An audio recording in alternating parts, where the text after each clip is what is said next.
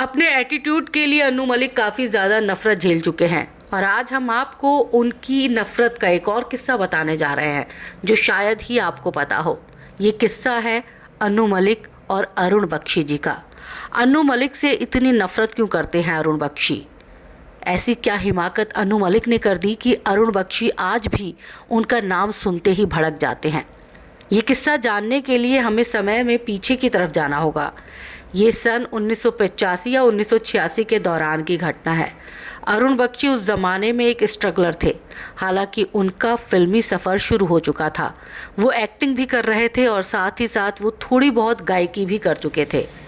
अरुण बख्शी जी के मित्र डायरेक्टर अशोक त्यागी और producer TP Agarwal ने भी इसी दौरान एक फ़िल्म अनाउंस की। उस फिल्म का नाम था मेरा ईमान। उस फिल्म में धर्मेंद्र और गोविंदा मुख्य भूमिकाएं निभाने वाले थे। एक्ट्रेस स्मिता पाटिल भी उस फिल्म में काम करने वाली थी और अरुण बख्शी जी को भी उस फिल्म में एक बढ़िया सा रोल ऑफर किया गया था। डायरेक्टर अशोक त्यागी चाहते थे कि अरुण बख्शी जी से एक गीत की 4 लाइनें भी गवाई जाए। अरुण बख्शी को संगीतकार अनु मलिक से मिलाया गया, मगर जब अनु मलिक ने अरुण बख्शी को देखा तो बड़ा अजीब सा लुक दिया और बोले, इससे गवाएंगे? अरुण बख्शी चुपचाप अनु मलिक की उन हरकतों को देखते रहे। अशोक त्यागी जी ने कहा कि हाँ, ये 4 लाइनें हमें अरुण बख्शी से ही गवानी है। अरुण हमारी फिल्म में एक्टिंग भी कर रहे हैं।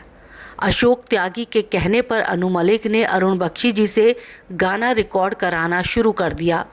कई घंटे बीत गए लेकिन गाने की रिकॉर्डिंग कंप्लीट नहीं हुई।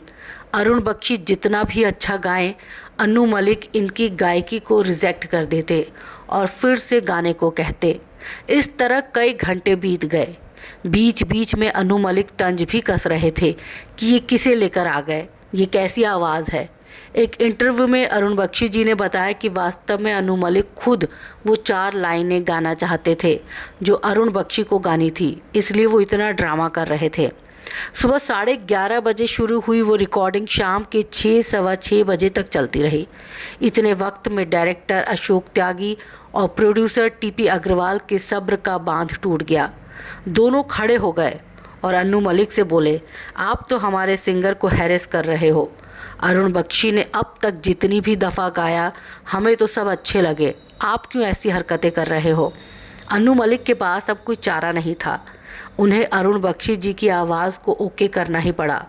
फिल्म का म्यूज़िक एल्बम जब रिलीज़ हुआ तो अरुण बख्शी जी का वो गीत भी उसमें शामिल किया गया।